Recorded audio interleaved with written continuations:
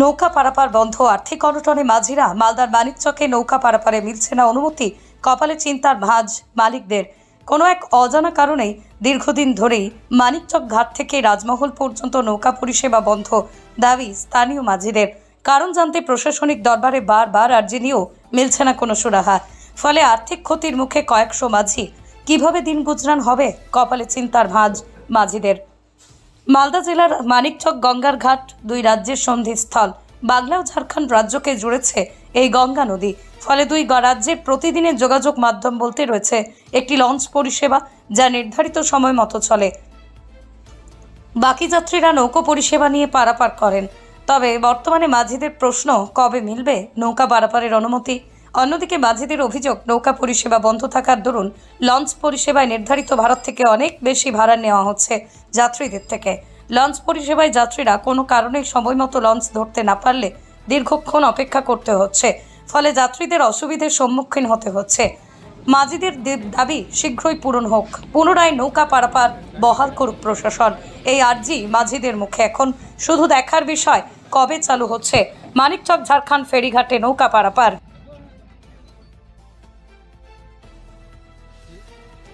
সরকারি আইন দিয়ে ও জাহাজ যেন ব্যবহার করে। উপস্থিত শিডিউল, টিকিটের মূল্য, লাঠি দিয়ে ডিউটি, ওরাকে কেউ চিনতে পারে না। যেমন আমাদের শিবুবাবুরা আছে, একটা ড্রেসে আছে, ওদের এমন কোনো কিছু নাই। যখন তখন প্যাসেঞ্জারকে আক্রমণ করে দেয়। এই কিছুদিন আগে আমার এক মাঝিকে মেরে কান দিয়ে রক্ত করে দিয়েছিল। তবু আমরা নরম বলে, গরিব বলে কিছু করতে পারিনি। এ শুনছি নাকি খুব পয়সাওয়ালা, ওর ভয়ে সবাই কি এইরকম নিজের ইচ্ছা মতনে কাজ করছে। আজকে কি মূলত কি অভিযোগ, কি জন্য আজকে ডাকলাম যে আমরা তো পারছি না, আমরা সবাইকে অভিযোগ করলাম, থানা করলাম, ভিডিও করলাম, সবাইকে করলাম। এখন পর্যন্ত আমাদের কোনো সিদ্ধান্ত করে দেয়নি। আমরা এই পর্যন্ত এখন না খেয়ে দাঁড়িয়েই আছি।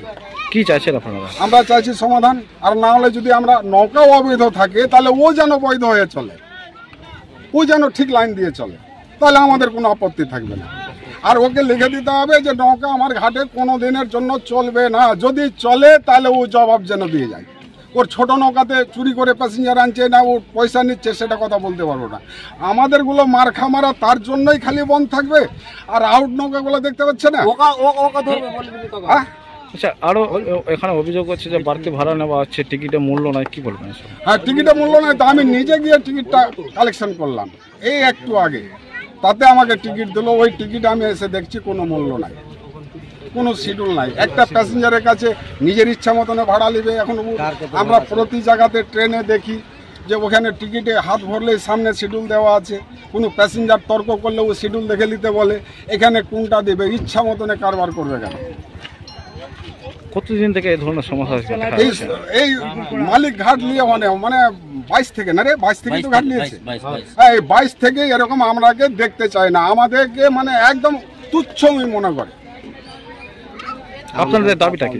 আমাদের দাবি ওর ঠিকভাবে চলুক। যদি নৌকা অবৈধ থাকে তাহলে উবৈধ হয়ে চলুক, আর না তো নৌকার বিষয় নিয়ে এই বিষয় নিয়ে বসুক। ঠিক আছে, আপনার নাম? আমার নাম হচ্ছে নুরুল হক। আমরা সব জায়গায় কমপ্লেন করলাম, আজকে 1 মাস ধরে কমপ্লেনই করে যাচ্ছি। কিসের বিষয়ে কমপ্লেন করছেন? এই নৌকার বিশেষে এবং ঘাটের বিশেষে। হ্যাঁ, যে আমরা আজ থেকে নৌকা চালাই না। আজকে আমাদের পূর্বপুরুষ থেকে নৌকা চলে আসছে। জাহাজের আগে আমাদের নৌকা ছিল, আমার দাদারা বলে গেছে, এবং আমার বাবারাও এখন বলছে যে না, আগে নৌকা ছিল, জাহাজ ছিল না, পরে জাহাজ এসছে। হ্যাঁ, আমরা অনেক জায়গায় গেছি যে আমাদের নৌকাটা বন্ধ করে রেখেছে। ওনার কাছে আমরা জবাব চেয়েছি, ব্লকে গেছি, এবিও সাহেব বলছেন যে না, আমাদের কাছে জেলা থেকে কোনো আদেশ নেই যে নৌকা বন্ধ হবে। হ্যাঁ, আদেশ থাকলে আমরা নিশ্চয়ই তোমাদেরকে জানিয়ে দিতাম, কিন্তু আমাদেরকে ব্লক বলছে কোনো আদেশ নেই। তো আমরা যখন আদেশ নেই, তো আমরা চলতে গিয়ে বাধা দিচ্ছ কেন? পুলিশ কেন বাধা দিবে আমাদেরকে? ওপারে গেলে ঘাট মালিক বাধা দিচ্ছে যে এই মাঝিকে, কালকে আমার লোক গেছিল ওপারে, তো বলেছে যে ডেকে অফিসে ডেকে বলছে যে মাঝিকে দিয়ে তুলিয়ে দেবো, পুলিশকে দিয়ে তুলিয়ে দেবো। হ্যাঁ, এটা আদিত বলে একটা ছেলে আছে, উনি বলেছেন হুমকি দিচ্ছে আমাদের মাঝিকে যে পুলিশকে ডেকে তুলিয়ে দেবো। হ্যাঁ, তারপরে আমরা যেখানে যাওয়ার সে আমরা কমপ্লেন করেছি, সে অফিস আমাদেরকে একই বক্তব্য বলছে, তোমাদেরকে বন্ধ করেছে কে? আমরা জবাব আমরা দিতে পারছি না, আমাদের কাছে কোনো ডকুমেন্টস নেই। আমরা কালকে ডকুমেন্টস চেয়েছি, ও ডকুমেন্টস দিচ্ছে না। হ্যাঁ, কালকে আমাদের মেজবাবু এসেছিলেন ঘাটে, আমাকে বলে গেল আমাদের সবাই ডেকে যে তোমরা আমরা চোরের জন্য বলছিল, কিন্তু আমরা বললাম স্যার আমরা চলছি কটা প্যাসেঞ্জার নিয়ে। তো বলছে না আমরা চালাতেও বলবো না, আমরা বন্ধ করতেও বলবো না। ও নিরপেক্ষ। যাক, ভালো লাগলো, কথা শুনে আমাদেরকে ভালো লাগলো।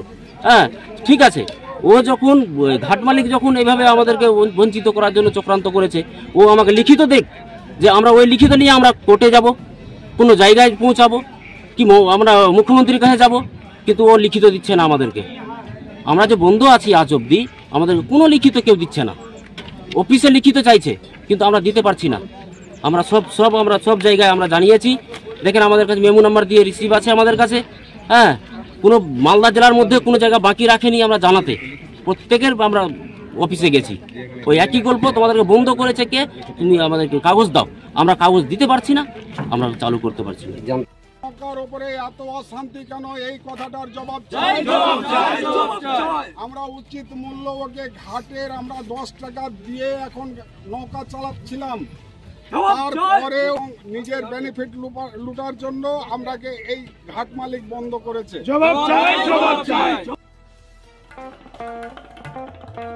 দেশ থেকে বিদেশ, জেলা থেকে ব্লক, রাজনীতি, খেলা, বিনোদন সমস্ত খবরে টাটকা আপডেট পেতে সাবস্ক্রাইব করুন আমাদের চ্যানেল হলদিয়া লাইভ।